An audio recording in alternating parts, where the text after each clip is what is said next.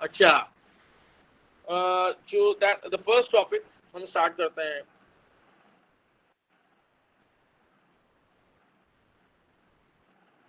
Quadratic expressions and equations, इसको हम इस पूरे टॉपिक को हम शॉर्टली क्वाड्रेटिक्स भी कहते हैं। ठीक होगी बात। तो अब मैं आपको लेट्स स्टार्ट ऑफ विद के व्हाट इज पॉलिनोमियल। सो मेरे ख्याल से ये शायद आप लोगों को नहीं पता होगा, मैं इसको दोबारा मैं आपको बता देता हूँ। हो सकता है पता भी हो आप लोगों में से किसी को, लेकिन बहरहाल मेरा ख्याल ये है कि बहुत सारे बच्चों को नहीं पता होता पॉलिनोमियल क्या होता है। अच्छा देखिए, पॉलिनोमियल होती है एल्जेब्रिक एक्सप्रेशन। अब algebraic expression you are already aware of, वो मैं आपको उससे बता देता हूँ। जैसे आप लोगों ने ग्रेड 6 से एल्जेब्रा पढ़ना शुरू किया, अंटिल ग्रेड 11 आप पढ़ते हैं, ग्रेड 10 ग्रेड 11 तक आप पढ़ते हैं, तो you are familiar with algebraic expression. ये एक एग्जाम्पल है एल्जेब्रिक एक्सप्रेशन। तो आपके जो पॉलिनोमियल्स होते हैं क्या होते हैं भाई बच्चों, वो एल्जेब्रिक एक्सप्रेशंस ही होते हैं। अच्छा, लेकिन एल्जेब्रिक एक्सप्रेशंस तो बहुत टाइप्स की होती हैं। Not all algebraic expressions are classified as polynomials. कुछ एल्जेब्रिक एक्सप्रेशंस ऐसी हैं जिनको हम पॉलिनोमियल्स भी कहते हैं। होती तो है वो एल्जेब्रिक एक्सप्रेशंस, लेकिन उनको हम पॉलिनोमियल्स भी कहते हैं कुछ को। ठीक है ना। अच्छा, फिर क्या पहचान है भाई, सवाल ये है कैसे पहचानेंगे कि आपकी ये जो क्वाड्रेटिक इक्वेशन है वो मतलब पॉलिनोमियल उसको कहलाएगी भी या नहीं कहलाएगी। उसकी क्या पहचान, उसकी पहचान ये है कि एक तो उसके अंदर होते हैं दो टर्म्स, दो या दो से ज्यादा होते हैं, एटलीस्ट दो टर्म्स होते हैं। दोनों टर्म्स जो हैं they are expressed in the same variable. Algebraic expression है, वेरिएबल तो होगा। एक तो ऐसी एक्सप्रेशन जिसमें कम से कम दो टर्म्स हैं, दोनों आपके एक्सप्रेस्ड हैं इन the same variable. either all the terms are expressed in x or expressed in y or expressed in a or expressed in b। अगर आपकी किसी एक्सप्रेशन, अगर आपकी लेट्स सपोज ये एक्सप्रेशन है 2x+y, तो ये आपकी पॉलिनोमियल नहीं है, क्योंकि इसमें है तो दो टर्म्स लेकिन दोनों आपके अलग अलग वेरिएबल्स की टर्म्स में एक्सप्रेस हुए हैं, तो ये आपकी पॉलिनोमियल नहीं है। तो एक पहचान तो आपको हो गई कि भाई दो या दो से ज़्यादा टर्म्स हो और सारे आपके एक ही वेरिएबल में एक्सप्रेस हो, की टर्म्स में एक्सप्रेस हो। और इसके अलावा भी आखिरी कंडीशन वो ये कि जो आपकी टर्म्स में पावर्स हैं वेरिएबल की, जैसे यहाँ पे आपकी पावर क्या है, 2 है, यहाँ 1 है, यहाँ 0 है। अब यहाँ अगर x नहीं लिखा हुआ है इसका मतलब ये है कि वेरिएबल की पावर क्या है, 0 है। यहाँ 2 है, यहाँ 1 है, यहाँ 0 है। तो पॉलिनोमियल वो अलजेब्रिक एक्सप्रेशंस होती हैं जिनमें आपके दो या दो से ज़्यादा टर्म्स हों, सारे एक ही वेरिएबल की टर्म्स में एक्सप्रेस हुए में हो, और तीसरा ये कि वो जो आपका वेरिएबल है उसकी जो पावर्स हैं वो पॉजिटिव इंटीजर्स हों, यानी 1 2 3 4 5 6 7 8 9 10, 0 1 2 3 4 5 6 7 8 9 10 ऐसे। तो अगर कोई एक्सप्रेशन लिखता हूँ 2x plus x minus one, x power minus one, तो ये आपकी पॉलिनोमियल नहीं है, क्योंकि यहाँ तो x की पावर 1 है। ओवरऑल दो दो आपके दो टर्म्स हैं, दोनों आपके सेम वेरिएबल में एक्सप्रेस हुए हैं। यहाँ आपकी x की पावर 1 है, लेकिन चूंकि यहाँ x की पावर -1 हो गई, तो ये आपका एक्सप्रेशन पॉलिनोमियल नहीं कहलाएगी। ठीक होगी बात बच्चों। तो ये आपने याद रखनी है, ये नॉलेज आपकी P3 में भी यूज होती है in the topic of algebra, तो ये आपको पता होना चाहिए। अच्छा, अब मैं आपको कुछ एग्जांपल्स दे देता हूँ। एक सबसे पहले ये आपका जो सबसे सिंपलेस्ट पॉलिनोमियल होता है ना, that is of this form ax plus b, जिसे हम लीनियर एक्सप्रेशन भी कहते हैं, जो कि मैंने अभी लिखी थी 2x+3। जैसे ये यहाँ x पावर 0 है, यहाँ x पावर 1 है, तो दो टर्म्स हैं, दोनों सेम वेरिएबल एक्सप्रेस्ड हैं, और यहाँ पावर्स भी आपकी पॉजिटिव इंटीजर्स हैं। तो ये आपकी जो है ना, it's most simplest of all polynomials. We also call it as linear polynomial, linear expression जिसे कहते हैं हम, लीनियर पॉलिनोमियल कह लें। ठीक होगी बात।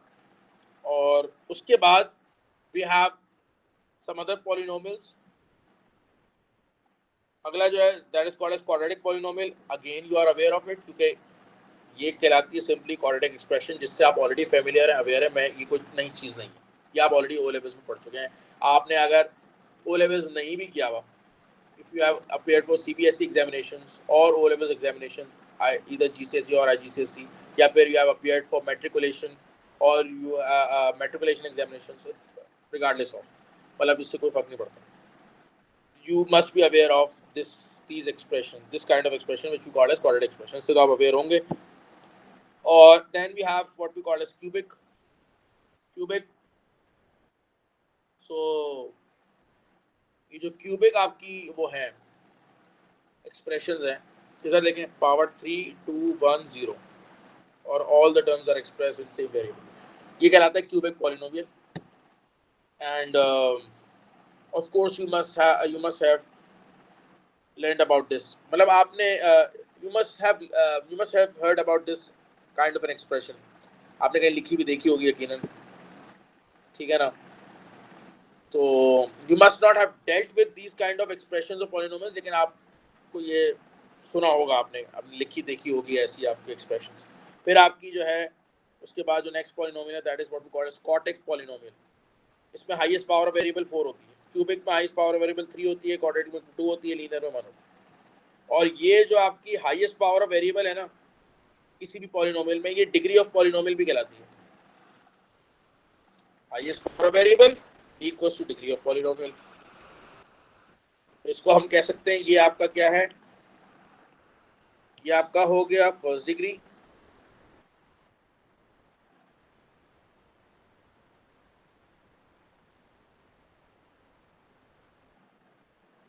ये आपका हो गया सेकंड डिग्री, ये आपका हो गया थर्ड डिग्री, इसमें हाईएस्ट पावर है थर्ड डिग्री और फोर्थ डिग्री। और इससे higher power higher degree polynomials भी होते हैं जिसमें हाईएस्ट पावर वेरिएबल 5 6 7 8 9 ऐसे भी होती है। 12 आप उन सब में नहीं डील करेंगे। इनफैक्ट इस कंपोनेंट में, इस टॉपिक में आप सिर्फ ये जो दो है ना इनके साथ डील करेंगे।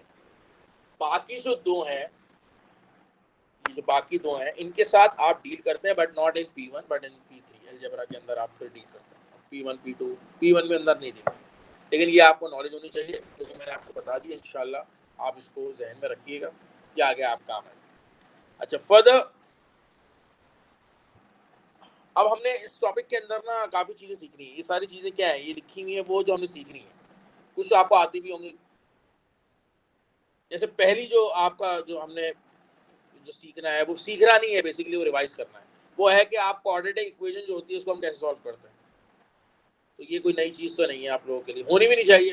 मैंने आपको बताया ना, जैसे कि आपने इधर चाहे मैट्रिकुलेशन एग्जामिनेशन के लिए अपियर हों, ओ लेवल्स GCSE IGCSE के लिए अपियर हुए हों, या फिर आप CBSE एग्जामिनेशन के लिए अपियर हुए हों, या कोई और IB एग्जामिनेशन के लिए अपियर हो, ये वैसे भी आप in higher secondary you always learn about how to solve a quadratic equation and there are like 4 different methods। वो मैं आपको क्विकली बता देता हूँ कौन कौन से मेथड्स होते हैं भाई, कौन कौन से मेथड्स होते हैं। देखिए मैं आपको बता देता हूँ। अगर मुझे क्वाड्रेटिक इक्वेशन सॉल्व करनी है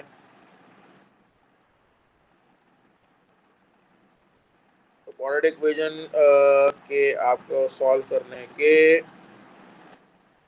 4 अलग अलग तरीके हैं। एक तो ये कि आप फैक्टराइजेशन मेथड यूज़ करें, ठीक है। बट मैं आपको बता दूं कि फैक्टराइजेशन मेथड जो आप यूज़ करते हैं to solve a quadratic equation, तो उससे सारी क्वाड्रेटिक इक्वेशन सॉल्व नहीं होती। जो फैक्टराइज हो सकती हैं वो सॉल्व हो जाती हैं, जो नहीं हो सकते वो नहीं।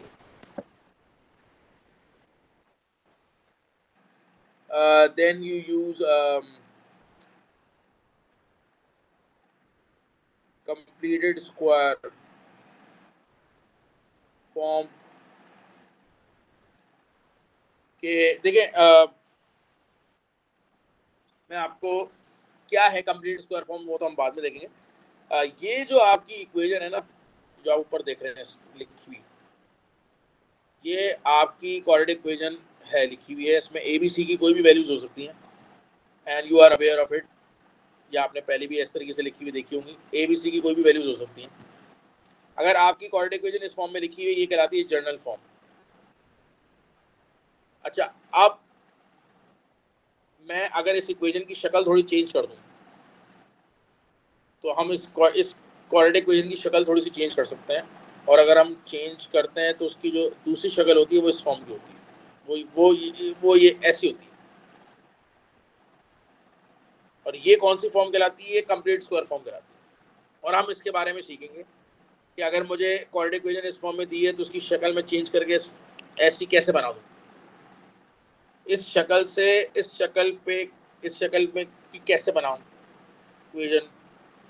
इक्वेशन की शक्ल सूरत में इससे चेंज करके ऐसी बना दूं, ये हमने सीखना है।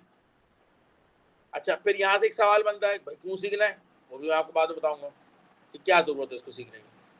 इसकी जरूरत पड़ती है, दो जगह इसकी जरूरत पड़ती है, ठीक है ना।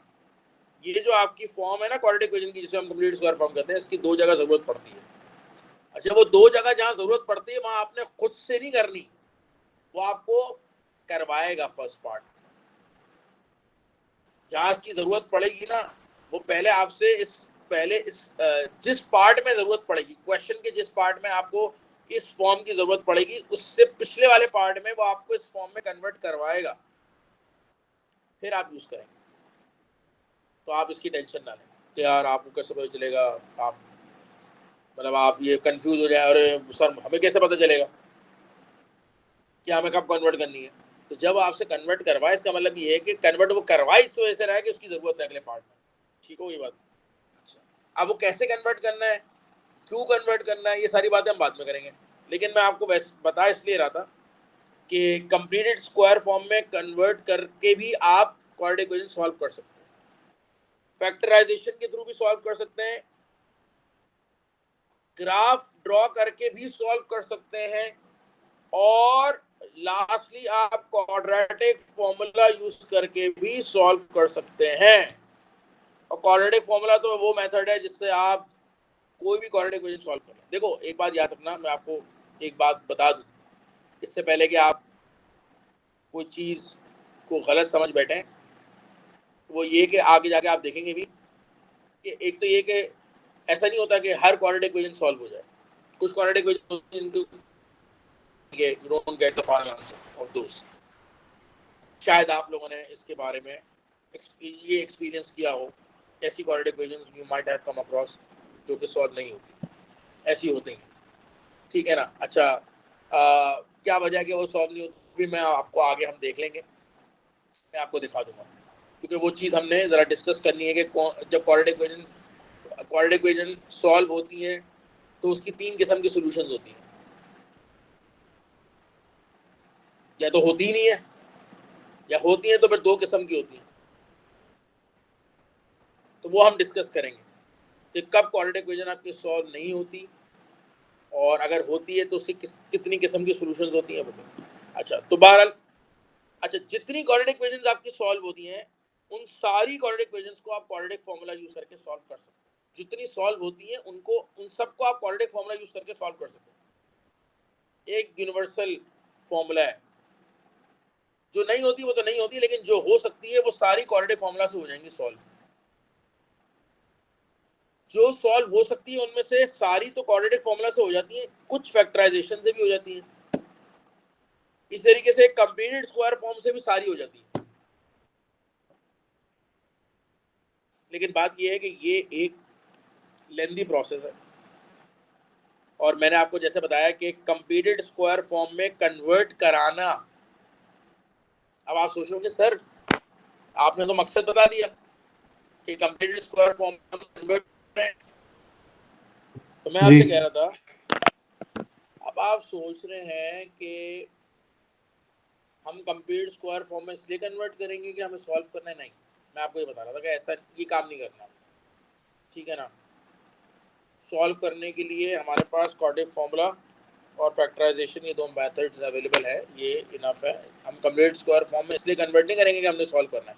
कंप्लीट स्क्वायर फॉर्म में कन्वर्ट करने के दो और पर्पस है, सॉल्विंग पर्पस नहीं है, कोई दो और पर्पस है, वो बाद में हम सीखेंगे। तो एक तो ये मेथड है कि कंप्लीट स्क्वायर फॉर्म हमने यूज नहीं करनी टू सॉल्व। हाँ, अगर ऐसा हो कि क्वेश्चन के पहले पार्ट में उसने कंप्लीट स्क्वायर फॉर्म में कन्वर्ट करा लिया, दूसरा पर्पस था वो भी सर्व हो गया, फिर आपके पास तीसरे में कहा कि आप सॉल्व करते हैं, तो फिर आपके पास चॉइस है, आप क्वाड्रेटिक फॉर्मूला यूज़ कर लें या यही जो आपने कंप्लीट स्क्वायर फॉर्म में कन्वर्ट किया वो यूज़ कर लें। आपके पास मल्टीपल चॉइसेस अवेलेबल होती हैं, कोई पर्टिकुलर मेथड ही नहीं लिखा होता कि आप ये मेथड यूज़ करें और फिर आप जो है वो सॉल्व करें, ठीक है ना। और of course neither you will be using completed square form to solve a quadratic equation, यानी स्पेसिफिकली आप सॉल्व करने के लिए कंप्लीट स्क्वायर फॉर्म में कन्वर्ट नहीं करेंगे। सेकेंडली आप ग्राफ नहीं यूज करेंगे to solve, will be either using quadratic formula और फैक्टराइजेशन। क्वाड्रेटिक फॉर्मूला मैं रिकॉल करा देता हूँ आप लोगों को। देखो आपके पास इसकी जनरल फॉर्म क्या है, y equals to a x square plus b x plus c, ये जनरल फॉर्म है ना। तो ये एक्स स्क्वायर के साथ जो नंबर लिखा होता है ये कोफिशिएंट कहलाता है, एक्स के साथ जो नंबर है ये कोफिशिएंट है। तो एक्स स्क्वायर का जो कोफिशिएंट होता है वो ए होता है, एक्स का बी होता है, और जो कांस्टेंट होता है विदाउट वेरिएबल वो सी होता है। तो क्वाड्रेटिक फॉर्मूला क्या होता है कि जो भी आपका वेरिएबल लिखा हुआ है, यहाँ पे एक्स है तो एक्स लिखेंगे, अगर वाई है तो वाई लिखेंगे, जो भी वेरिएबल है आपका, x equals to minus b plus minus square root b square minus 4ac upon 2a।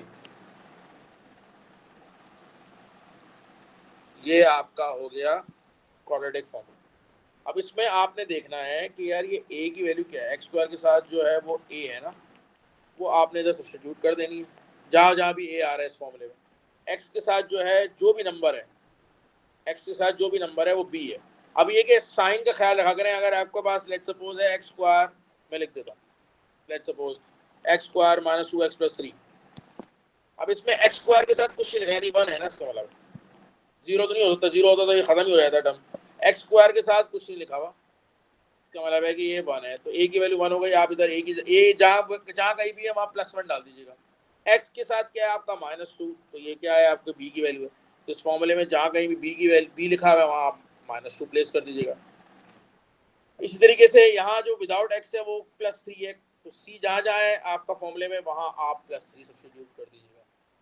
तो once you going to substitute, उसके बाद यू में मतलब शो करना ज़रूर मैंडेटरी होता है कि आपकी जो ए बी सी की वैल्यूज़ हैं वो एक दफ़ा आप फॉर्मूले में सब्स्टिट्यूट करके शो कर दें, और फिर शो करने के बाद नेक्स्ट स्टेप में आप कैलकुलेटर में ये पुटअप करके जो भी आंसर है नेक्स्ट स्टेप में आप वो लिख दें।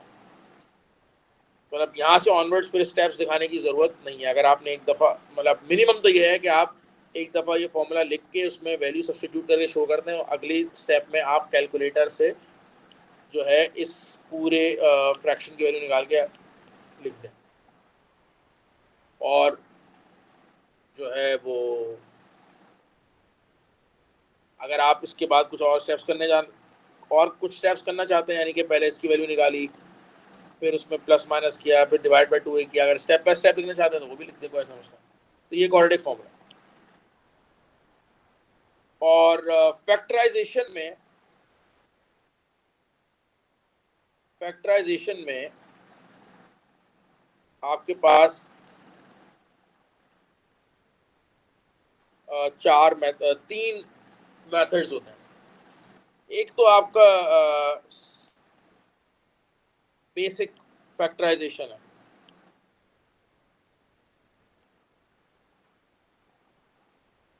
बेसिक फैक्टराइजेशन में what do you mean by basic factorization, उसमें मैं यहाँ पे लिख देता हूँ जैसे 2x square plus 3x,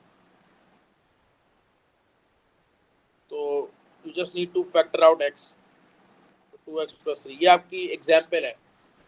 what I have done is what we call as basic factorization. ये एक एग्जाम्पल है जो मैंने आपको शो करी है। फिर आपके पास factorisation includes use of identity, और उसमें हम क्या करते हैं भाई, उसमें हम करते हैं कि अगर लेट सपोज आपने फैक्टराइज करना है एक्स स्क्वायर माइनस 9, ये आपने फैक्टराइज करना। तो पहले आप इसको किस फॉर्म में लिखेंगे, एक्स स्क्वायर माइनस 3 स्क्वायर के फॉर्म में।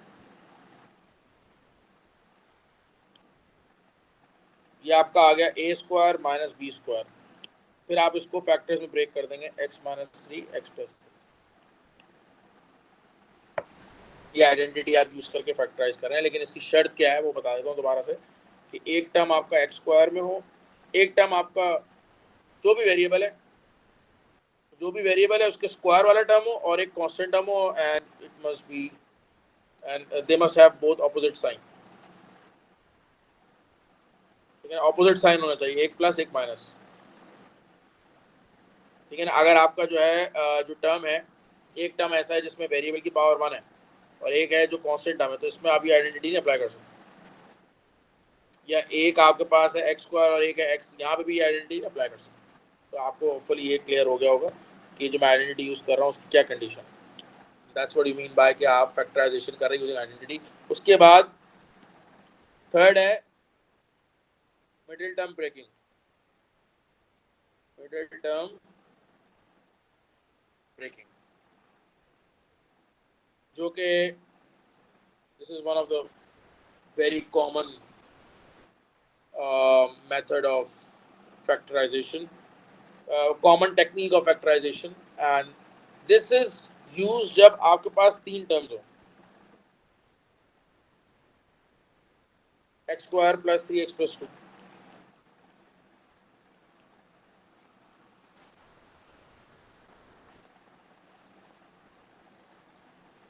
और मैं जल्दी से ये बात करके ना फिर फिनिश करता हूँ कि इधर देखें, ये ए के साथ क्या है, +1 है, और ये आपका होता है सी, ये होता है बी, ये होता है ए। तो ए के साथ +1 है। या चले मैं एक काम करता हूँ, कुछ ऐसे ही लिखता हूँ ताकि आपको समझ तो आए, मतलब थोड़ी सी डिफरेंट। अब यहाँ ए के साथ क्या है, 1 है, बी के साथ है 5, और सी के साथ आपका क्या है, 6 है। अब आप करेंगे ए और सी को मल्टीप्लाई, ए और सी को मल्टीप्लाई करेंगे, क्या आएगा भाई,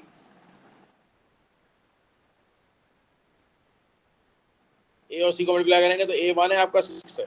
तो only going to deal with numbers, number के साथ डील करना है आपने। ये एक्स से लिखिएगा आप, तो ए के साथ 1 है, सी के साथ 6 है, 6 हो गया, +6 हो गया। अब आपने क्या करना है कि आपने देखना है यार मुझे बी चाहिए, बी क्या है, +5 है। तो ये जो आपको ए और सी मल्टीप्लाई करने के बाद आया ना, आपने इसके फैक्टर्स लिखने हैं। 6 के फैक्टर्स क्या होंगे, एक होता है 1 इंटू 6, एक होता है 2 इंटू 3। आपने इस तरीके से पेयर ऑफ फैक्टर्स लिख लिए। अगर इधर 24 आ रहा होता तो आप लिखते 1 इंटू 24, 2 इंटू 12, 3 इंटू 8, 4 इंटू 6। ठीक है ना, इस तरीके से लिखते हैं। 12 इंटू 2 नहीं लिखते क्योंकि ऑलरेडी 2 इंटू 12 लिख दिया। तो ये आपके डिफरेंट पेयर ऑफ फैक्टर्स आ जाते हैं। तो ये जो आपके पेयर ऑफ फैक्टर्स यहाँ पर आए हैं, यहाँ पे आपने इसमें से चूज करना है ऐसे कि आपके पास ये +5 आ जाए। अब हैरत की क्या बात है कि यार यहाँ तो अगर आप 6 और 1 लें तब भी 5 आ सकता है, 2 और 3 लें तब भी 5 आ सकता है, प्लस माइनस करके। तो अगर मैं यहाँ 6 और 1 लेता हूँ तो 6 minus 1 will give me 5। Okay good. 2 और 3 लेता हूँ तब भी मुझे 5 मिल जाएगा, 2 + 3 5। सवाल ये है कि मैं इनमें से कौन सा चूज करूंगा, दोनों नहीं कर सकते आप अपनी मर्जी के, तो एक चूज करेंगे जो यहाँ पे फिट होता है। तो वो हम करेंगे क्या कि हम देखेंगे कि यार मेरे पास यहाँ आ रहा है +6 मल्टीप्लाई करने के बाद। अच्छा, अब अगर मैं ये चूज करता हूँ तो मेरे पास 5 कैसे आएगा। अगर मैं 1 और 6 चूज करता हूँ तो मेरे पास 5 कैसे आएगा शुरेम, मेरे पास 5 आएगा कि अगर मैं 1 लूँ और 6 लूँ और -1 लूँ, 6 -1 से आ रहा, यानी अगर मैं 6 ले रहा हूँ और -1 ले रहा हूँ तो मेरे पास 5 आ रहा है, +5। और मैं अगर इन दोनों को मल्टीप्लाई कर दूँ तो मेरे पास तो -6 आएगा, और मुझे चाहिए +6। इसका मतलब ये कि 1 और 6 वाले जो पेयर ऑफ फैक्टर्स हैं वो पेयर ऑफ फैक्टर नहीं है, वो फिट नहीं हो रहा है। 2 और 3 वाला फिट हो रहा है, क्यों, क्योंकि भाई 2 और 3 से मेरे पास 5 कैसे आ रहा है, 2 + 3, इससे मेरे पास 5 भी आ रहा है, और जब मैं मल्टीप्लाई कर रहा हूँ तो +6 भी आ रहा है। इसका मतलब है कि मैं अपने मिडिल टर्म को 2 और 3 में ब्रेक कर दूंगा। तो एक्स स्क्वायर ऐसे ही लिखूंगा, जो मिडिल टर्म के साथ x है वो ऐसे ही लिखूंगा, बस दो में ब्रेक कर दूंगा, 2x लिख दूंगा, 3x लिख दूंगा और +6 एज इट इज लिखूंगा। फिर मैं इन दोनों के पेयर्स बनाऊंगा। इन दोनों में आप क्या फैक्टराइज कर सकते हैं, फैक्टर आउट करेंगे x, तो ब्रैकेट में रह जाएगा x+2। यहाँ 3x+6 में क्या फैक्टर आउट करेंगे, 3 और 6 का कॉमन फैक्टर 3 है, x तो दोनों में है ही नहीं, तो x तो एज इट इज अंदर रह जाएगा। और यहाँ अगर मैं 3 बाहर ले गया तो 6/3 क्या होता है, 2, तो 2 अंदर 2 रह गया। These two brackets must be the same. This is something that you people have already learned since grade 6. तो ये तो मैं अभी बस आखिरी बार ज़िंदगी में करवा रहा हूँ, इसके बाद दोबारा आपको इसकी ज़रूरत नहीं पड़नी चाहिए। तो आपके दो फैक्टर्स होगा x+2, x+3. This is how you actually use this technique of breaking the middle term and to factorize.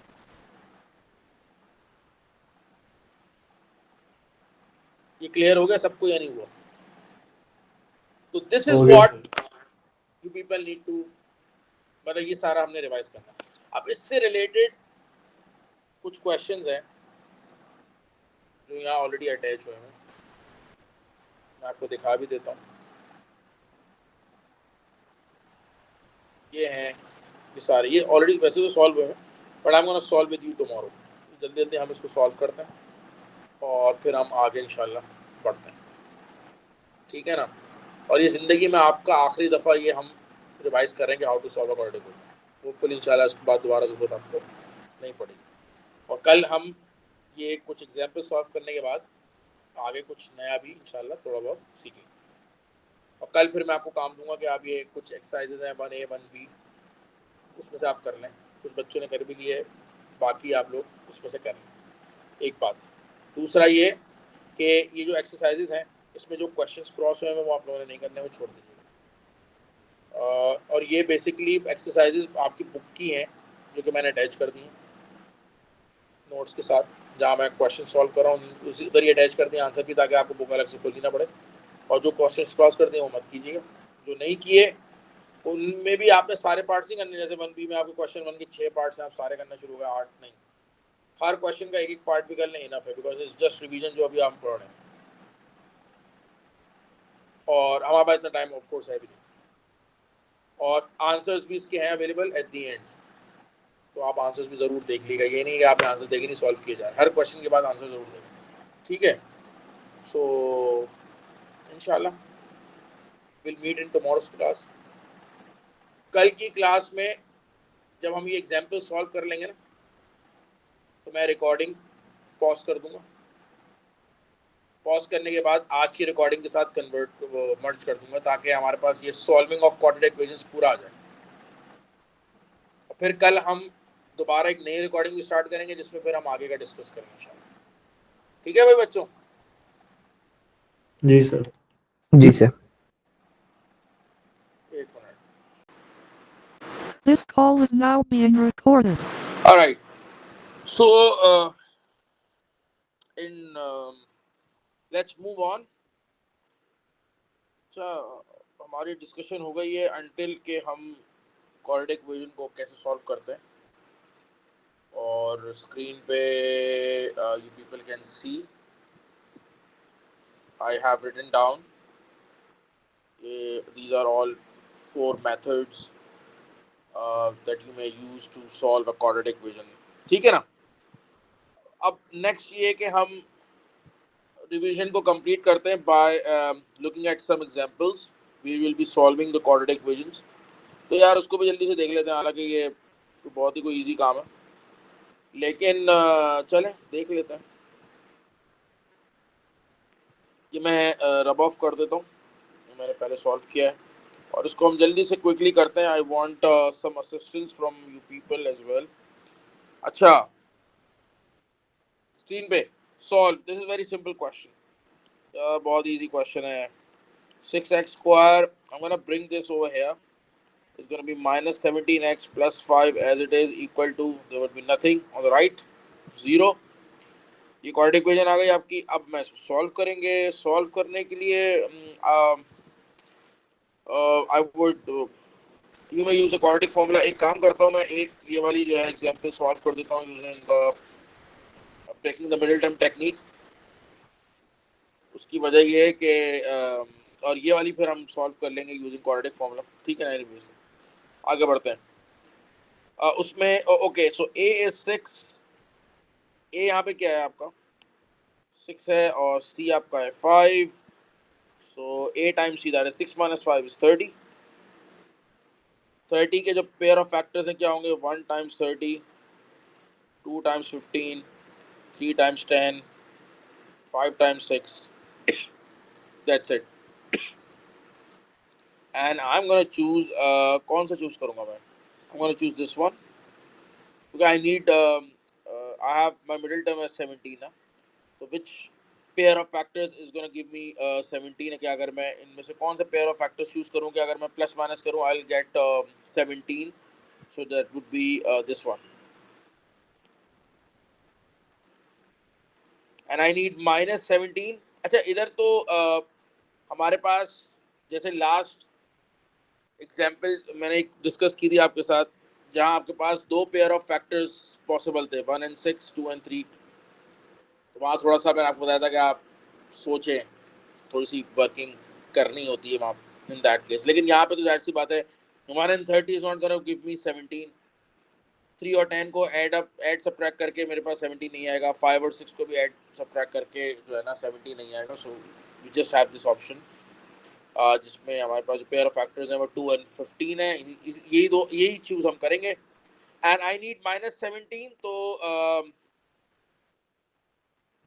Shurem, how would I get minus 17 from 2 and 15? तो I would be writing down minus 2x minus 15x, मैंने इसको break down कर दिया middle term को, plus 5 will be written as it is equal to 0, भी as it is लिखेंगे, उसको कुछ नहीं छेड़ेंगे। 6 and 2 का जो कॉमन फैक्टर है that is 2, x square and x, इनमें जो कॉमन है दैट इज x, इनका जो कॉमन फैक्टर है that is x. Now in the bracket what will be left, so the easy way is कि आपने यहाँ जो नंबर फैक्टर आउट किया है तो आप डिवाइड कर दें 6/2, so will be left with 3x minus 1. मतलब अगर आपको नहीं समझ आ रहा कि भाई ब्रैकेट में क्या नंबर रह जाएगा, what will be the expression, तो आप देख लिया करें कि 6x स्क्वायर है, तो इन place of 6x square what will be left in the bracket, तो आप 6x स्क्वायर को 2x से डिवाइड कर दें, तो 2 1s are 2 3s are and there will be 1x, so 3x will be left. इस तरीके से आप कर लिया करें। बहरहाल इधर 15 and 5, the common factor is 5,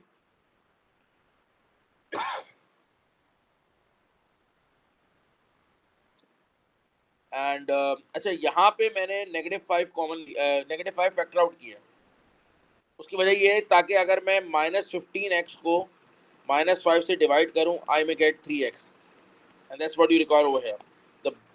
ये जो दोनों आपकी ब्रैकेट में एक्सप्रेशंस होती हैं, दोनों ब्रैकेट में जो एक्सप्रेशंस होती हैं वो सेम होनी चाहिए ना, तो आप हमेशा जो पहला वाला ब्रैकेट है उसको देख लिया करें कि जैसे यहाँ पर आपके पास 3x रिक्वायर्ड है ना, 3x है, तो दूसरे वाले ब्रैकेट में भी 3x होना चाहिए प्लस 3x, उसके लिए I need to factor out -5, ताकि मैं -15x को -5 से डिवाइड करूँगा तो I will be left with plus 3x, और यहाँ +5 को डिवाइड करूँगा -5 से I will be left with -1। यहाँ दोनों ब्रैकेट्स आपके सेम हो गए, मैं इसको लिख दूंगा यहाँ से ऑनवर्ड्स, तो I hope you are familiar. क्या करना है, आप इन दोनों एक्सप्रेशंस को बारी बारी इक्वल टू हम 0 रखेंगे,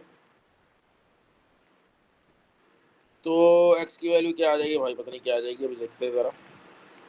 x आ गई आपकी 5/2, x आ गई आपकी 1/3। आई होप आप लोगों को ये समझ आ गई होगी, क्योंकि this is something that you people have already done in your O levels, Yes, sir. GCSE, IGCSE, in your CBSE, in IB, सब आप कर चुके हैं। ये रिवीजन कराने का पर्पज़ ये है कि यार आगे आप मुझसे ना पूछें कि सर मैं इसको इक्वेशन को कैसे सॉल्व करूँगा, because you going to come across quadratic equations, not just in this topic, in the topic of function, in the topic of circular measure, in the topic of trigonometry. तो मैं फिर आपको बार बार नहीं बताऊंगा कि quadratic equation को कैसे solve करें। It's one and last time we are revising this concept of how to solve a quadratic equation and using both the methods, that is using the method of factorization as well as using the quadratic formula. इसको हम quadratic formula से कर लेते हैं। तो quadratic formula के लिए थोड़ा सा मैं इजी कर देता हूँ आप लोगों के लिए। देखें आप, ये 9, 39, 13 तीनों का कॉमन फैक्टर 3 है, तो मैं इसको पहले फैक्टर आउट कर लेता हूँ। I will be left with 3x square. यहाँ 39/3 is 13x and 30 divide by 3 is 10। अब 3 आई am gonna move it on the other side, the denominator 0 divide by 3 will be 0। तो मेरे पास ये जो क्वाड्रेटिक इक्वेशन है थोड़ी सिंप्लीफाई होकर आ गई। बहरहाल अगर आप क्वाड्रेटिक फॉर्मूला यूज़ कर रहे हैं तो क्वाड्रेटिक फॉर्मूला के लिए तो ये कोई रिक्वायरमेंट है भी नहीं। आप ये जो आपको गिवन है क्वाड्रेटिक इक्वेशन, आप इसी में से ए बी सी की वैल्यूज पिक करके क्वाड्रेटिक फॉर्मूला में सब्स्टिट्यूट कर देते, you would have got the answer. और आपने वैसे भी कैलकुलेटर लाया, आप कैलकुलेटर यूज़ करना है, so it wouldn't have been a big thing. लेकिन मैं वैसे ही आपको बता रहा हूँ कि अगर इन केस आपने अगर फैक्टराइजेशन मेथड यूज़ करके इसको सॉल्व करना है तो दीज आर बिग नंबर्स।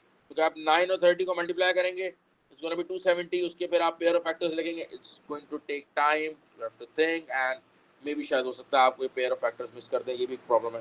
तो इस वजह से ऑलवेज लुक फॉर कि अगर ए बी सी तीनों जो अगर नंबर्स हैं आपकी जो कोफिशिएंट्स है बेसिकली, इनका अगर कोई कॉमन फैक्टर है तो आप फैक्टर आउट करके इस क्वाड्रेटिक इक्वेशन को सिंप्लीफाई कर लें।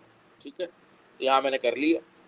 अब आगे फर्दर मैं इसको क्वाड्रेटिक फैक्टराइजेशन से सॉल्व कर सकता हूँ, ठीक है ना। और लेकिन मैं नहीं कर रहा, बहरहाल हम क्वाड्रेटिक फॉर्मूला लगाएंगे। क्वाड्रेटिक फॉर्मूला के लिए हमारे पास वेरिएबल एक्स है, x equals to minus b लिखेंगे। माइनस आपका ऑलरेडी है फॉर्मूले में और बी की वैल्यू ऑलरेडी -13 है। माइनस बी, बी आप माइनस जो है ऑलरेडी फॉर्मूले का पार्ट है, और साथ में बी की वैल्यू ऑलरेडी -13 है। फिर आगे plus minus square root b square which is -13 whole square -4 into a is 3 and c is -10.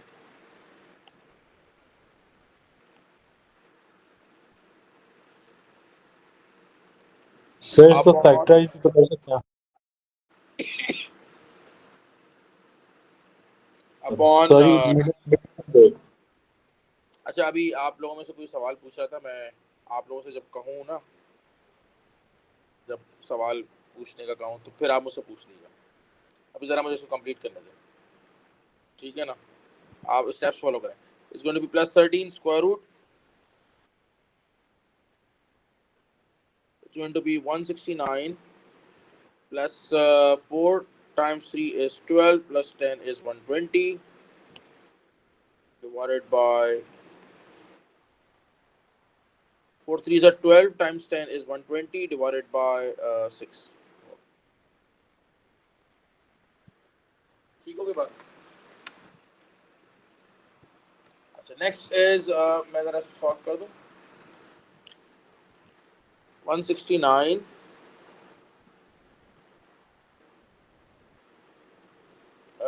13 square is 169,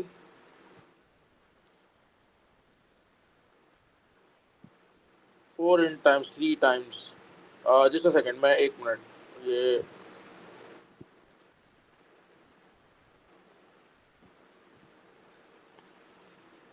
169 plus 4 times 3 times 10 is 120.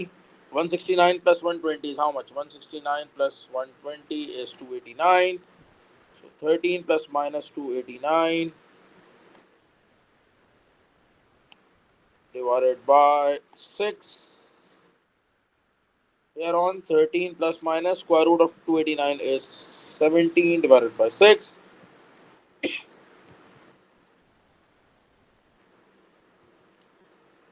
अच्छा, यहाँ से as you know, I'm going to break it down. 13 plus 17 divided by 6. 13 minus 17 divided by 6. So the values of x that we are going to get is 5 and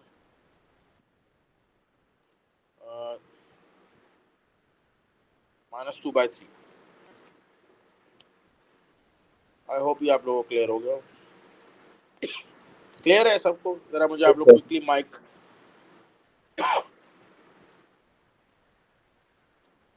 किसी को कोई अगर step ना समझ आए पूछो तो आप लोग मुझे ज़रूर बताइएगा। अगर आप लोग क्लोजली इसको फॉलो करेंगे तो you will not gonna get stuck. अगर इन केस आप फॉलो कर भी रहे हैं और उसके बाद भी अगर आप किसी स्टेप में किसी स्टेप में अगर आप स्टक हो भी जाते हैं तो डू मार्क इट, ठीक है।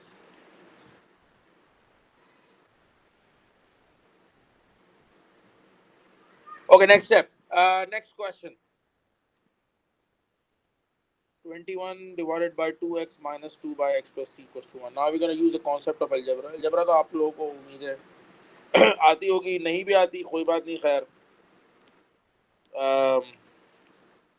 अच्छा, इसको हम सिंप्लीफाई करने के लिए क्या करेंगे, I am gonna take the LCM. लेकिन चूंकि आपका डिनोमिनेटर में दोनों एक्सप्रेशंस है, 2x और x प्लस c, दोनों अलजेब्रिक एक्सप्रेशंस है, और there is nothing common in between them, कुछ इनमें कॉमन है भी नहीं, और दोनों अलजेब्रिक एक्सप्रेशंस है। सो इन सच अ केस, अब यहाँ जो आपके फ्रैक्शंस हैं वो सब्ट्रैक्ट हो रहे हैं, तो द प्रॉब्लम इज कि मैं यहाँ एलसीएम इवेलुएट नहीं कर सकता। अगर इनमें कुछ कॉमन होता then I would have done something, but अभी कुछ उनमें कॉमन है भी नहीं। दूसरा ये कि दोनों एक्सप्रेशंस है, और what I'm going to do is that I'm going to cross multiply. I'm going to multiply 21 by x plus 3, and I'm going to multiply 2 by 2x upon, in the denominator I'm going to multiply 2x by x plus 3 equals to 1.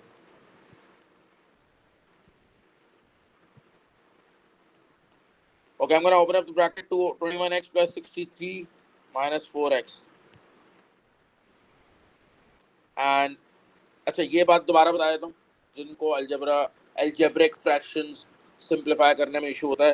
देखिए, यहाँ तो आप x plus 3 को cross में multiply नहीं कर सकते थे, ना ही 2x को कर सकते थे, क्योंकि ये दो अलग अलग फ्रैक्शंस थे, and you had two fractions on the left. तो अभी now we have converted, we have simplified these two और converted these two into single fraction. मतलब इस स्टेप में हमने वर्किंग की है, and we have converted these two into a single fraction. तो once you have now a single fraction on any side of the equation, अगर equation की किसी भी साइड पे, अगर लेफ्ट या राइट किसी भी एक साइड पे अगर आपके जो है एक सिंगल फ्रैक्शन हो, तो उसका फिर आप डिनोमिनेटर जो है क्रॉस में मूव करके मल्टीप्लाई कर सकते हैं। So you now have a single fraction on the left hand side, तो आप इसका डिनोमिनेटर मूव करके क्रॉस में मल्टीप्लाई कर सकते हैं विद 1, और 1 को अगर मैं इस पूरे डिनोमिनेटर से मल्टीप्लाई करूंगा तो यही रहेगा, and it's going to be 2x square plus 6x। So हो जाएगा 2x स्क्वायर। अच्छा, मैं I am moving everything on the right hand side. उसकी वजह ये है कि अगर मैं इसको लेफ्ट हैंड साइड पे मूव करूंगा, ये जो x स्क्वायर वाला टर्म है ना, इसका कोफिशिएंट नेगेटिव हो जाएगा। तो अब आपको यार प्रॉब्लम ना हो, ठीक है ना। कोशिश किया करें कि आप जो है वो ये जो क्वाड्रेटिक इक्वेशन है, अब अगर आप इस तरीके के क्वेश्चन में अगर आप कुछ सिंप्लीफिकेशन कर रहे हैं, and at the end you are you have reach up to this point, तो यहाँ पे ज़रा आप जब टर्म्स को मूव कर रहे हो on either side of the equation, तो कोशिश किया करें कि move on that side of the equation जहाँ आपका जो टर्म इन एक्स स्क्वायर है वो पॉजिटिव है, ताकि वो आपका फिर पॉजिटिव ही रहे। तो मैं I am moving all the terms on the right hand side, क्योंकि राइट हैंड साइड पे मेरे पास ये टर्म इन एक्स स्क्वायर ये पॉजिटिव है। So it's going to be 2x square plus 6x plus 4x minus 21x minus 63 equal to 0. And I'll be left with 2x square, and 6 plus 4, 10 minus 21 is minus 11x minus 63 equal to 0.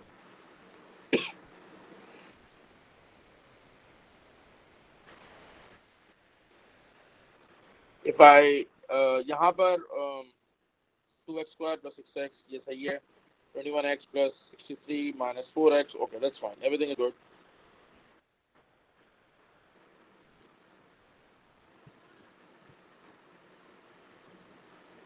अच्छा, अब next is कि मैं इसको solve करूं। यहाँ पे ना आप देखें, ये जो नंबर है ना आपका c, that is a big number, 63 एक बिग नंबर है, तो आप इसमें फैक्टराइजेशन से अगर आप सॉल्व करते भी हैं तो इट्स गोना टेक टाइम।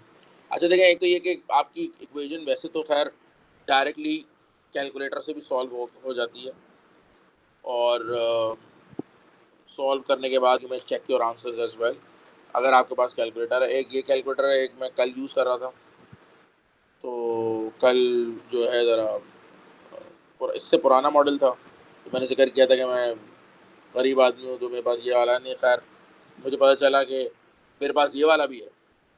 तो एनीवेज, अब इसके अंदर क्या है ये इसका भी हम डिस्कस करेंगे फिलहाल। अभी तो मैं क्वाड्रेटिक फॉर्मूला लगा रहा हूँ ताकि हम इसको सॉल्व कर सकें, क्योंकि now this is a big number, c आपका एक बिग नंबर है। अगर मैं इसको मल्टीप्लाई करूँगा 63 इंटू 2 126 हो जाएगा। बहरहाल हम नहीं कर रहे।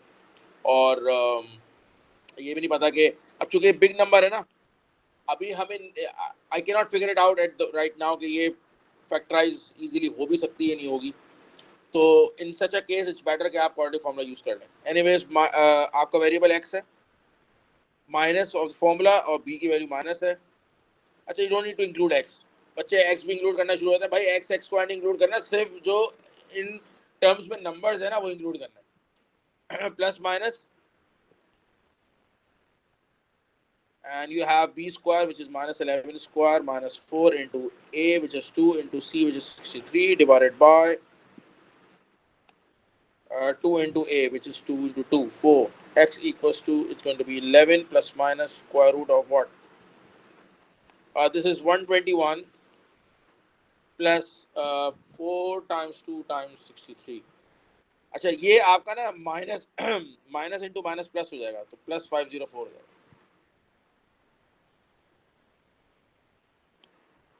divided by 4 is going to be 6 equals to 11 plus minus 625 divided by 4. Square root of 625 is 25 divided by 4. Okay, let me do it over here. So x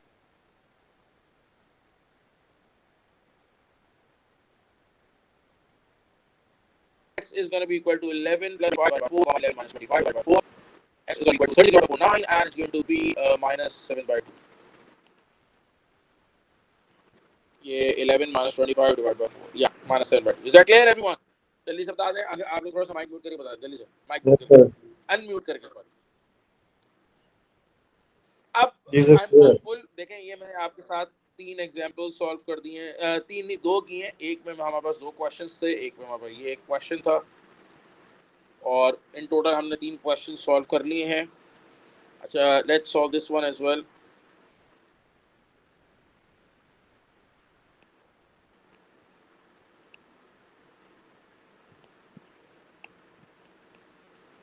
इसको हम ओके, नाउ यू हैव, देखें again question में देखें, यहाँ आपके पास एक single fraction है on the left hand side, तो इसका डिनोमिनेटर मैं क्रॉस में मूव कर सकता हूँ। Multiply it with 0, you going to get you going to have nothing on the right, so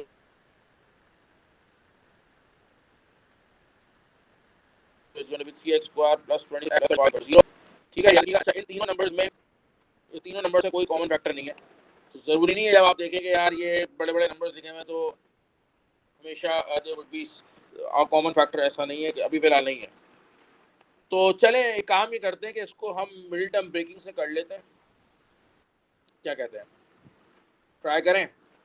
so a times c is what, 3 times 35, 3 times 35 is 105, और इसके जो फैक्टर्स हैं वो है 1 into 105, वी हैव 2 से नहीं होता, 2 के टेबल में नहीं आता। 3 times 35 and you have 5 times just a second, 105 divided by 5 is 21. Alright, then we have 7. 105 divided by 7 is 7 times 15. Yeah, that's it. Is that clear? तो इसमें से हमारे पास जाहिर सी बात है ये नहीं, I have this only pair of factor जो मैं चूज़ करूँगा, बाकी सारे यहाँ फिट नहीं होते। उसकी वजह क्या है, मैं बाकी में से कोई चूज़ नहीं कर सकता। उसकी वजह ये है कि यू नीड 26, नहीं बल्कि मैंने सॉरी गलत कर दिया, ये वाला। I will be choosing this pair of factors. उसकी वजह ये है कि आई नीड 26, मेरा जो मिडिल टर्म है वो प्लस 26 है, और वो इन्हीं 2 फैक्टर्स को प्लस माइनस करके आई गेट दैट। तो इस वजह से हमने ये पेयर ऑफ फैक्टर्स चूज कर लिया। हमारा जो नेक्स्ट स्टेप है that is 3x square, I'm going to write अच्छा, आपको यहाँ प्लस 26 रिक्वायर्ड है, so I am going to writing plus 21x plus 5x. मैंने ब्रेक डाउन कर दिया मिडिल टर्म को, और I am going to write down 35 as it is equal to 0.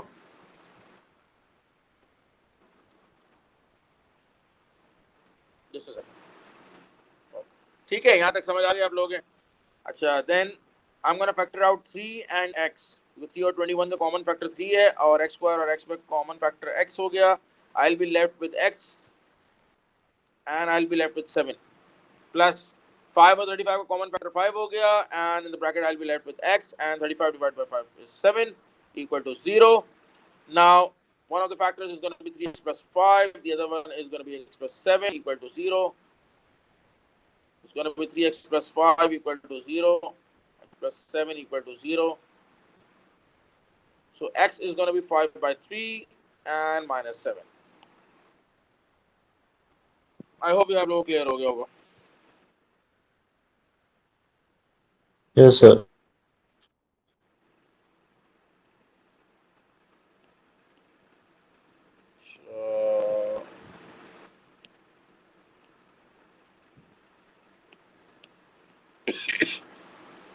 Okay, then we have the question says, अच्छा ये question तो वो हैं जो आप और कर चुके हैं इस तरीके से सिमिलर क्वेश्चंस मे बी आपने किए होंगे, वो लेवल जीसीएसई आईजीसीएसई सीबीएसई आईबी में आपने किए होंगे. So how do you express area of a rectangle that is length times breadth? So length is x times breadth is 6x minus 7. So how the area in terms of x is going to be 6x square minus 7x. The value of area is 90 equals to 6x square minus 7x. All right, and उसके बाद 6x square minus 7x. I'm going to move 90 on the other side. It's going to be minus 90 equal to 0. उसकी वजह ये है कि 6x square right hand side पे positive है, यहाँ x square कोफिशिएंट पॉजिटिव है on the right hand side, तो मैं 90 को भी right hand side पे मूव कर रहा हूँ, so minus 90 equal to 0. And now अब 6, 7 और 90 का कोई कॉमन फैक्टर तो नहीं है, ठीक है ना? 6, 7 और 90 का कोई कॉमन फैक्टर नहीं है. इन दिस केस मैं फिर क्या करूँ, क्वाड्रेटिक फॉर्मूला यूज कर लेते हैं, ठीक है ना? और क्वाड्रेटिक फॉर्मूला यूज करने के लिए x इक्वल्स टू आपके पास फॉर्म अच्छा अगर मैं 90 टाइम्स 6 करूँगा ना तो it's gonna B 540, big number है. क्वाड्रेटिक फॉर्मूला यूज कर लें. Minus of the formula, and that is minus 7, which is b, plus minus square root b square, which is minus 7 square, minus 4 into a is 6, and c is 9. ठीक है ना? And upon 2 times a, which is 2 times 6. Okay, it's going to be plus 7 plus minus 49 plus, how much is this going to be? 4 times 6 times 90. Sorry, 4 times 6 times 90. 2160. अच्छा, ये भी again positive हो जाएगा, उसकी वजह ये है कि minus times minus is plus, तो इसमें मैं 49 ऐड कर लेता हूँ.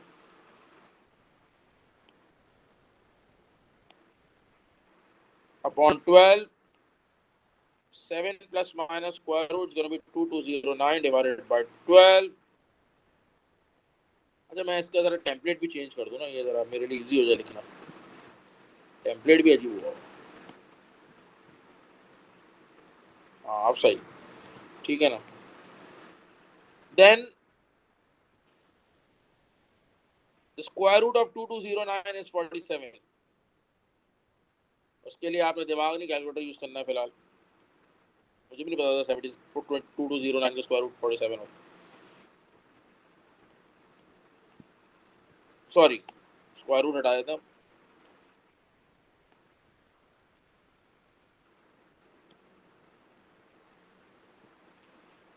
Seven plus 47 divided by 12.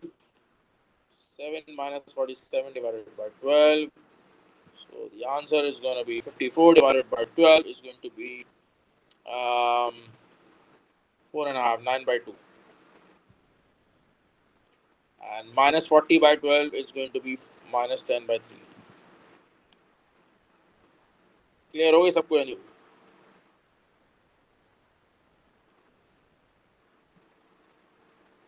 Is that clear to everyone or not? समझ आ गई सबको? अच्छा, तो अब द जी थिंग इज, एक तो ये कि दिस इज नॉट आंसर, पहली बात इस क्वेश्चन का, दिस नॉट योर आंसर, क्योंकि ये एक्स की values I and you are suppose to write down the lengths. Now you are gonna be taking the value of x is 9/2 not 10 -10/3. उसकी वजह ये है कि the length x is one of the lengths, x is one of the lengths, so it can't be negative. First of all, the length of any figure cannot have a negative value. It will always have a positive value. So the value of x cannot be taken as -10/3. It's going to be taken as 9/2. So one of the length is 9/2, while the breadth is going to be how much? It's going to be 6 into 9/2 minus 7. This is the breadth. I'm going to replace x with 9/2, which I've taken. And so the value of breadth is going to be how much? 2 times 3, 3 9 to 27 and 20.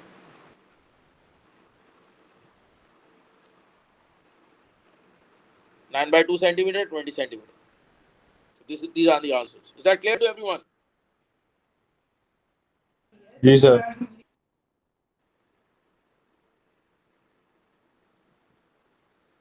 So we are done with example 6, example 7, example 8, example 9. Let me do. Okay, and then just a second.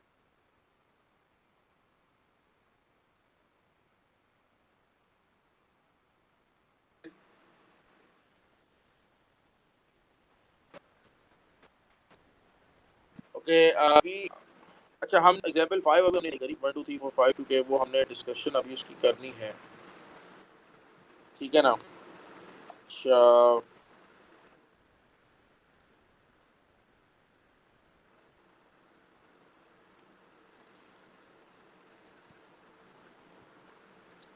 अब हमने करना है example 10 ना.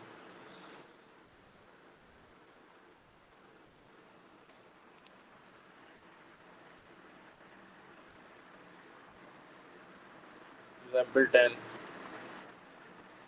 Apple pencil थोड़ी सी discharge, उसकी battery dead हो गई, cell dead हो गया, तो उसकी चार्ज हो रहा है. In 2 minutes we are going to discuss example 10. ठीक है ना. Okay sir. ऑल्दो यहाँ पे मैंने सॉल्व किया हुआ है, but let me rub it of. मैं ज़रा चेक करूँ कितनी चार्जिंग हो गई. चलें, इतनी हो गई कि हम डिस्कस कर सकते हैं. ओके, हम एग्जाम्पल 10 को ज़रा रब ऑफ कर देता है. वैसे तो हुई हुई है. अच्छा, वो कह रहा है आपसे कि आप ये क्वाड्रेटिक इक्वेशन सॉल्व करें leaving your answer in surd form. Surd form का मतलब in terms of square root आपने अपने फाइनल आंसर्स को लीव करना है. अच्छा, इससे क्या आपको हिंट मिलती है?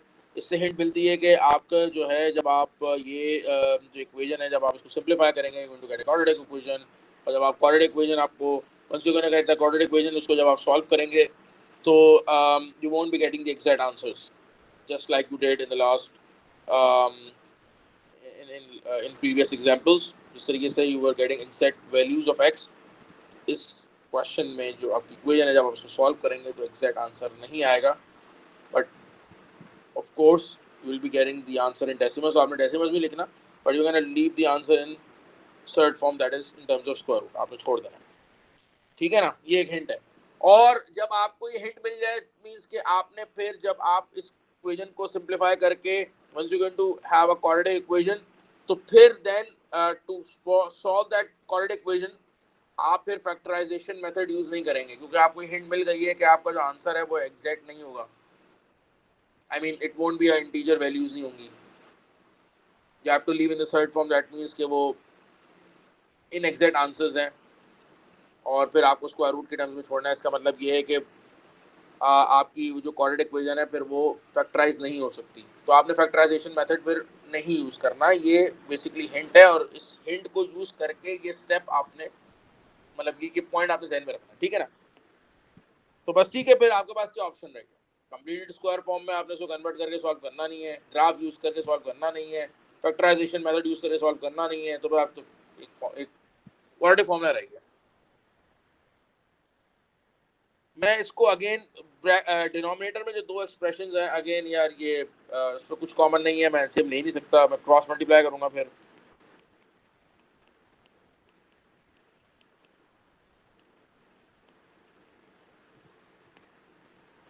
और डिनोमिनेटर्स को आपस में मल्टीप्लाई करूँगा, इक्वल्स टू 1 रखेंगे। अच्छा, इसका भी ज़रा हम टेम्पलेट चेंज कर दें ताकि ज़रा इजी हो जाए लिखना।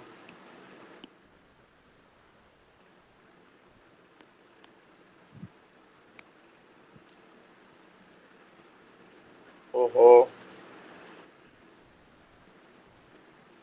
एक मिनट रुके यार, ये ना वो हो गया।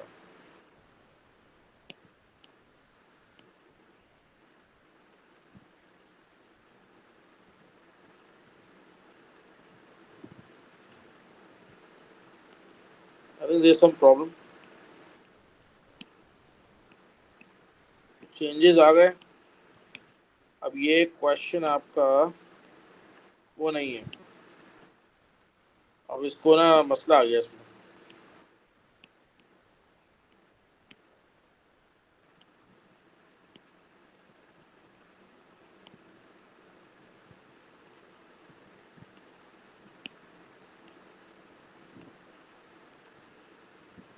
नहीं, आ गया आ गया।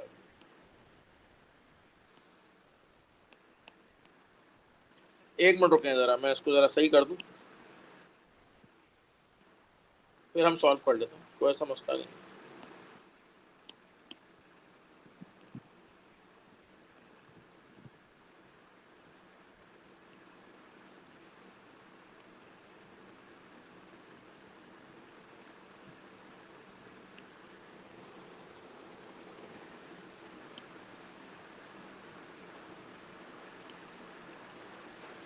अच्छा, दिस इज एग्जाम्पल 10 ना, लिख लेते हैं यहाँ पे एग्जाम्पल 10।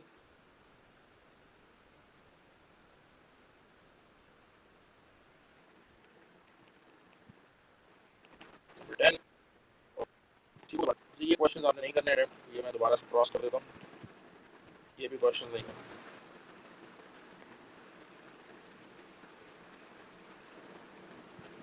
ये भी नहीं करना।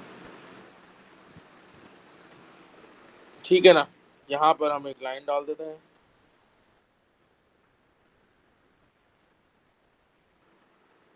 बस ठीक है।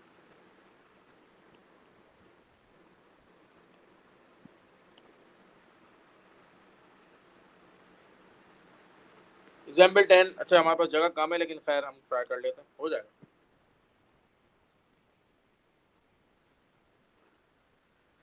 क्रॉस मल्टीप्लाई करेंगे, 5 times x minus 5 plus 3 times x plus 2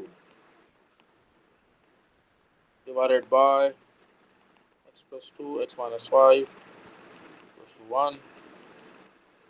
okay, it's gonna B 5x minus 25 plus 3x plus 6। और ये जो आपके पास है ना डिनोमिनेटर, चूंकि now you have single fraction, ये सिंगल फ्रैक्शन आ गया तो इसका डिनोमिनेटर क्रॉस में 1 से मल्टीप्लाई कर देते हैं, will be left with x plus 2 times x minus 5। अच्छा, लेफ्ट हैंड साइड पे it's gonna be 8x minus 19 equals to, ये दो ब्रैकेट्स मल्टीप्लाई करते हैं, it's gonna be x square minus 5x plus 2x minus 10, 8x minus 19 equals to x square minus 3x minus 10। ये दो brackets multiply कर रहे हैं, आई होप ये आपको आते होंगे।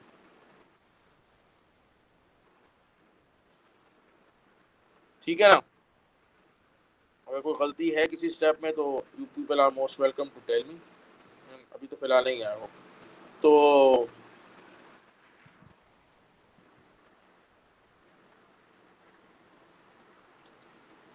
5x 8x माइनस 19, ठीक है, x square minus 5x plus 2x minus 10, ठीक है, it's gonna be x square minus 3x minus 4।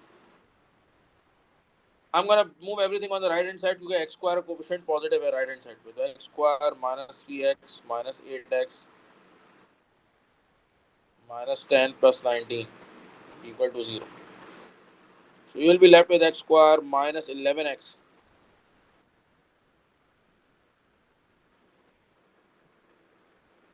and minus 9 plus 9. Okay, I'm going to be using the quadratic formula, so I'm going to write down the x, जो कि हमारा variable है, minus of the formula, and b is minus 11 plus minus square root b square, which is minus 11 whole square minus 4 into a is 1 plus 1 and c is plus 9. All right, divided by 2 into a is 1. So x is going to be equal to plus 11 plus minus square root 121 minus, it's going to be not plus. अब यहाँ plus नहीं होगा क्योंकि यहाँ पे सिर्फ minus है और ये plus है. Minus 4 into 9 is minus 36 divided by 2. So you will be left with x is equal to 11 plus minus square root 85 divided by 2.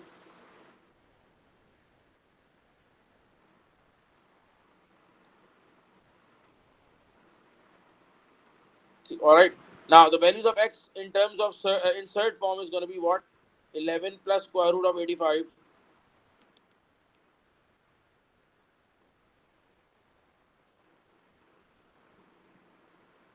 divided by 2 and 11 minus square root of 85 divided by 2.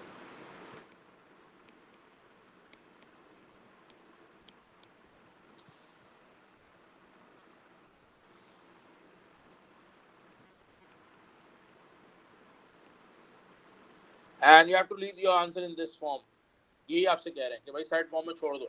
Although अगर आप if you put up these values in your calculator and press equal to, you're going to get some value in decimal. वो एक inexact value होगी लेकिन बहरहाल you will get the values in decimal. वो आपने नहीं लिखनी, आपने third form में ही छोड़ देना है answer. So you have to write down the two values of x in third form. इधर मत छोड़ेगा, otherwise you will lose 1 mark. You have to write down the two values of x in third form separately. ठीक है ना? Is that clear to everyone? ये हो गया. जी sir.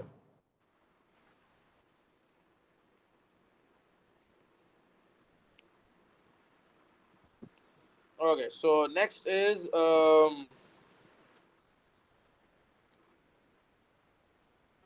we're done with example 6, 7, 8, 9, 10, and now you people may do exercise 1B, 1A, 1B, and let us do this question.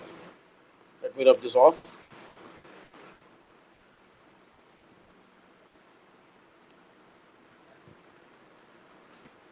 Okay. अच्छा, आज की class में हमने बस ये दो क्वेश्चंस करने हैं, फिर हम साइन ऑफ करते हैं यहाँ तक.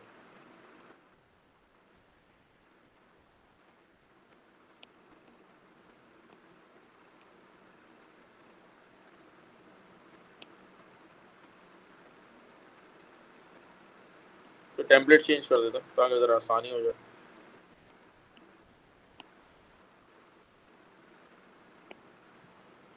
Okay, solve the equation correct to 3 significant figures. इसका मतलब क्या है बच्चों? यहाँ पे आपको क्वेश्चन में हिंट दे दिए कि भाई आपका आंसर जो है जब आप सॉल्व करेंगे वो इनएग्जैक्ट आएगा, उसको आपने राउंड ऑफ करना है. करेक्ट टू 3 सिग्निफिकेंट फिगर्स, इसका क्या मतलब है कि ये क्वाड्रेटिक इक्वेशन आपकी फैक्टराइजेशन मेथड से सॉल्व नहीं हो सकती. Therefore you will have to use the quadratic formula. That's it. मतलब इससे ज़्यादा और आपको वो नहीं बताएगा. मतलब ये तो बिल्कुल भी लिख के नहीं देगा कि आप इसको क्वाड्रेटिक फार्मूला से सॉल्व करें. तो आपने खुद ये बात समझनी है. अच्छा, आई am gonna write down x, वो हमारा वेरिएबल है. Minus b, minus of the formula b is -3 plus minus square root and -3 whole square minus 4 into 6 into -2 divided by 2 into 6, 3 plus minus square root 9, and this is going to be minus times minus is plus. 4 6 are 24 times 2 is 48 divided by 12. ठीक है बच्चों भाई. 3 plus minus square root of 57 divided by 12. Now what is square root of 57?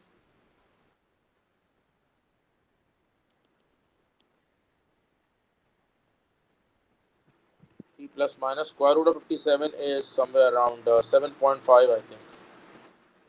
Yeah, 7.55 divided by 12.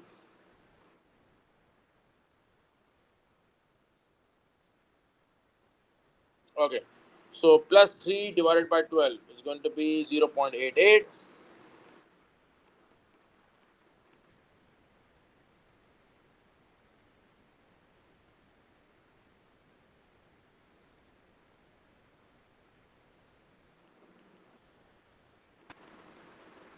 0.879. Correct decision to make figures. 3 minus 7.55 divided by 3 minus 7.55 divided by 12 is going to be minus 0.379. Is that clear to everyone? ये हो गया?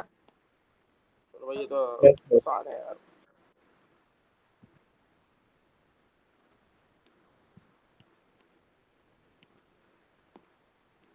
Okay, example 12.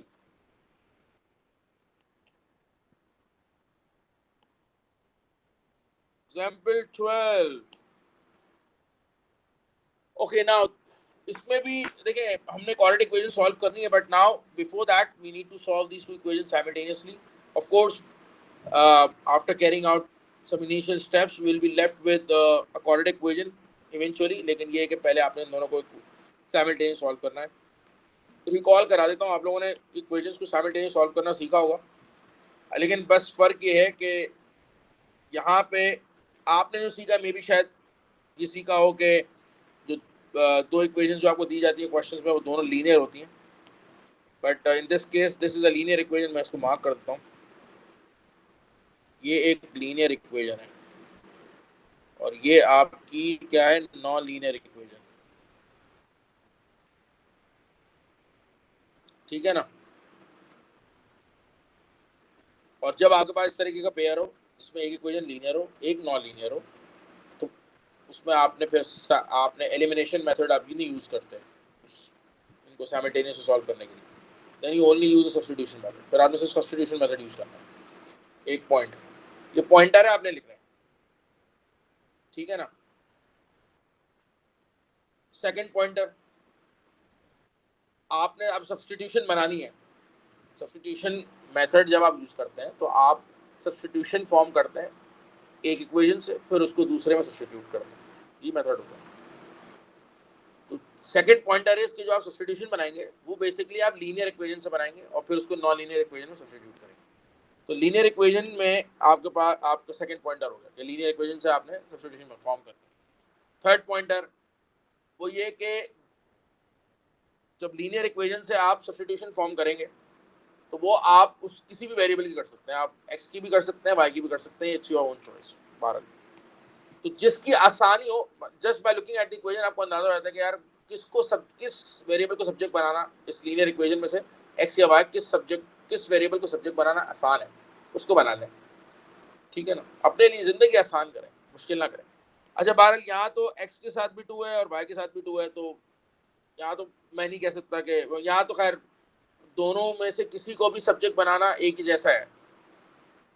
अगर यहाँ 2x नहीं होता सिर्फ x होता तो then I would have thought कि हाँ यार ठीक है, यहाँ तो सिर्फ x है तो मैं फिर 2y उधर मूव कर देता हूँ, बस ठीक है मेरे लिए इजी है, x वेरिएबल x आपका सब्जेक्ट बन जाए.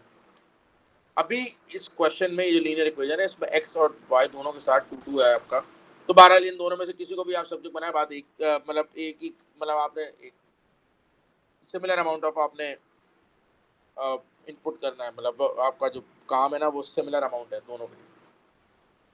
तो मैं एक काम करता हूँ एक्स की बना लेता हूँ यार, मर्जी है आपकी, आप वाई की बना ले, कोई मसला नहीं. तो उसके लिए मैं क्या करूँगा भाई, I am gonna move 2y on the other side and to make now x the subject I am gonna divide it by 2. तो मेरे पास ये x की सब्स्टिट्यूशन आ गई. Now I have x as my subject and I am gonna substitute this into this equation. ये non linear equation है, इसमें substitute कर दूंगा. In place of x I am gonna write down 7 minus 2y over 2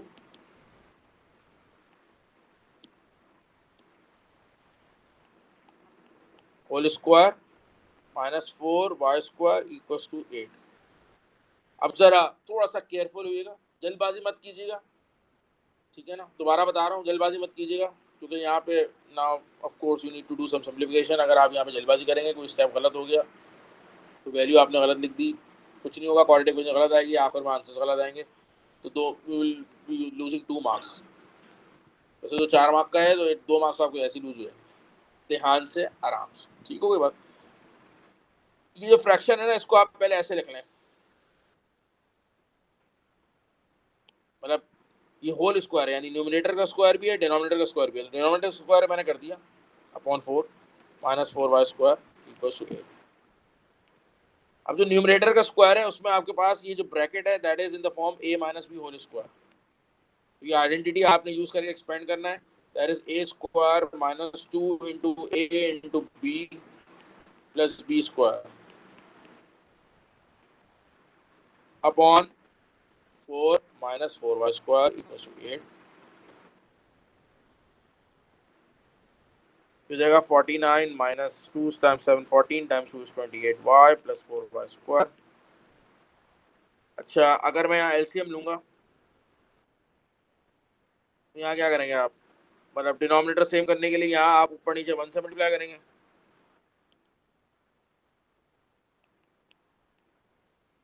और यहाँ आप ऊपर नीचे 4 से मल्टीप्लाई करेंगे ताकि डिनोमिनेटर दोनों का आपका 4 हो जाए. 4 और 1 का एलसीएम 4 ही होता है ना. तो 4 और 1 का एलसीएम अगर 4 है तो डिनोमिनेटर यानी दोनों का आपका 4 होना चाहिए. उसके लिए यहाँ तो आप ऊपर नीचे 1 से करेंगे, या ना भी करें लिखें तो कोई बात नहीं. और यहाँ पे आप डिनोमिनेटर 4 बनाने के लिए ऊपर नीचे 4 से करेंगे. तो ये आपका डिनोमिनेटर कॉमन मैंने लिख दिया है यहाँ पे 4. और यहाँ मैं ऊपर 1 से मल्टीप्लाई करूंगा इन सबको तो ये बस एज इट इज नीचे आ जाएगा. ये 49 minus 28y plus 4y square. और यहाँ पे 4 टाइम्स 4 16y स्क्वायर हो जाएगा.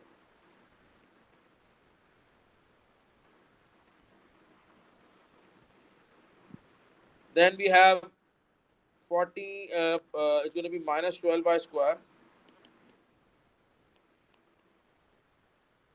minus 28y plus 49. और ये आपका सिंगल फ्रैक्शन आ गया तो मैं डिनोमिनेटर को क्रॉस में दूसरी तरफ ले जाता हूँ, इक्वेशन के मल्टीप्लाई करता हूँ. It's gonna B 32. ओके, अच्छा यहाँ पे मेरे पास अभी ये जो y स्क्वायर का जो कोफिशिएंट है ये नेगेटिव है 12. तो I would prefer moving all the terms on the right hand side ताकि ये वाला जो टर्म है आपका इन y स्क्वायर ये आपका पॉजिटिव हो जाए इसका कोफिशिएंट. तो अगर मैं ये सारे टर्म्स उधर मूव कर देता हूँ, it's gonna B plus 12y square plus 28y and it's going to be 32 minus 49 equal to 0. 12y square plus 28y. 32 minus 49 is going to be 9 and 8 minus 17 equal to. आ गई equation आपकी. चलो, first equation आ गई है. अब ये big number है C17 A12 multiply करेंगे एक बड़ा नंबर आएगा. क्वाड्रेटिक फॉर्मूला यूज कर लें. क्वाड्रेटिक फॉर्मूला यूज करने के लिए आप y आपका वेरिएबल है. y equals to minus of the formula b is plus 28 plus minus square root b square which is 28 square minus 4 into a is 12 into minus 17 divided by 2 into 12 minus 28 plus minus square root. अच्छा, मैं final answer लिख देता हूँ यहाँ पे 4 into 12 into 17. ये plus हो जाएगा 1600 आ जाएगा.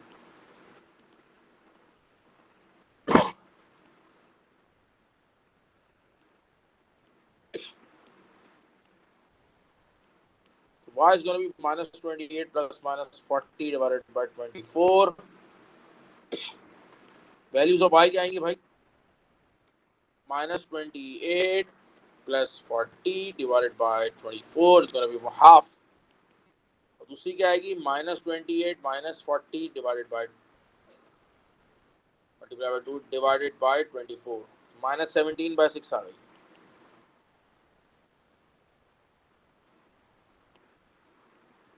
ये उठा के आप इधर सब्स्टिट्यूट कर दें. अच्छा, ये जो y की वैल्यूज आई हैं वो आप इस x की इक्वेशन में इधर भी सब्स्टिट्यूट कर सकते हैं, इधर भी कर सकते हैं, इधर भी कर सकते हैं, मर्जी है. बार मैं इधर कर देता हूँ. ये x की सब्स्टिट्यूशन आई थी ना, इधर कर देता हूँ. तो x is gonna be 7 minus 2 half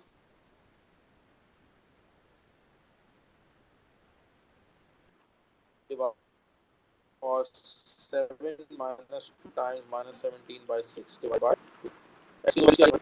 एक तो 7 minus 1 6 over 3 आ गया. और ये कितना आ गया भाई? Plus 17 by 3. 7 प्लस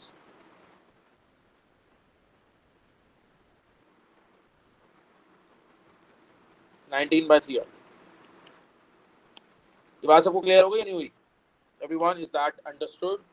काइंडली जी सर. आप लोग मुझे बता दें, चैट में बता दें या फिर माइक अनम्यूट करके बता दें. Is that clear?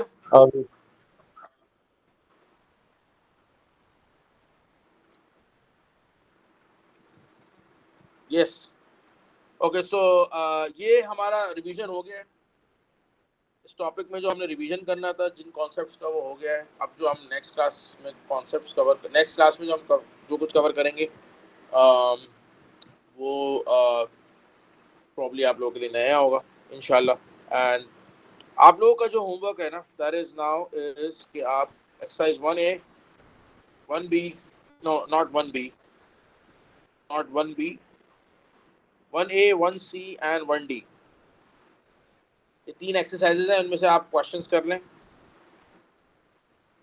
1D में जैसे आपका एक ही क्वेश्चन है उसमें आप 2 पार्ट्स कर लें। 1C में एक क्वेश्चन है उसके भी 2 पार्ट्स कर लें।